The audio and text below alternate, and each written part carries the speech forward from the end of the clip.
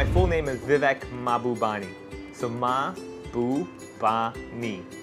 But most people cannot say it, so they're just like V. Vivek Mahbubani is a Hong Kong-bred stand-up comedian. He was named one of the top outstanding persons in 2018. He is also the host of TV series Hong Kong Stories by RTHK and co-founder of Hall of Laughs Hong Kong. A jovial character, he sees failures from a brand new perspective. As an ethnic minority, receiving this award actualizes his unspoken mission to redefine Hong Kong citizenship and its unprecedented sense of togetherness and belonging. 咁有一次咧，我打緊籃球，無端端咧一班黑社會喊埋嚟，跟住同我講：靚仔，邊度啊你？跟住我就話：印度啊。And that was a wordplay, right? 邊度印度。Now, if you said 邊度印度, that's really lame. But I was being honest. Really, I'm Indian. My name Vivek. It means knowing to decipher between good and bad. That's what my name means. That's what my parents told me. As a bilingual stand-up comedian who could communicate freely without the language barrier, actually took Vivek a lot of hard work. So I was born and raised here in Hong Kong. I'm currently 36 years old, and my upbringing was kind of twisted in the sense that my parents don't speak Cantonese, but they realized living in a city and you don't speak the local language, you have a lot of limitations. So they decided, okay, let's make our son learn Cantonese so he can avoid these issues. It was fun because I learned the local language, but the path wasn't as simple as we thought. So they thought, okay, go to a local Chinese school, go study in the same classes, and you speak the language. But it wasn't as simple as that because after class, once I go home, my whole world changes. Compared to my classmates who would go home and continue speaking in Cantonese, my world had no more Cantonese then. So whenever I had any homework or anything, I did not know who to speak to, who could help me.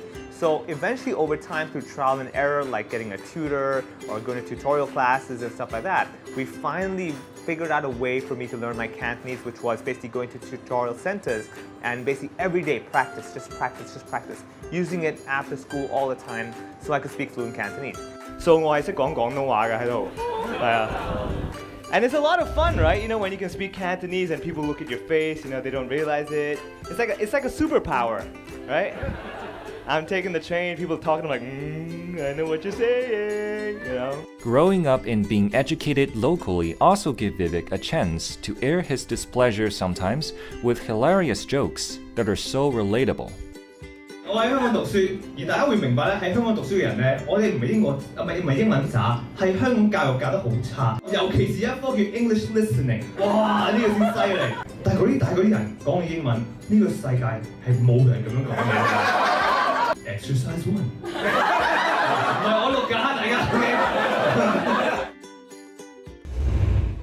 To Vivek, the reality is that there is no such thing as failure. You cannot fail. You can only produce results. One of the biggest things I learned in life is that there's no such thing as failure. It's just you've got results that you did not want. So in other words, if I wanted A but I got B, that's not failure. You just did not get A. You get it? So you maybe got a wrong outcome that you were expecting. So by learning that, I realized, okay, why did I not get A? I was aiming for A. Why did I get B?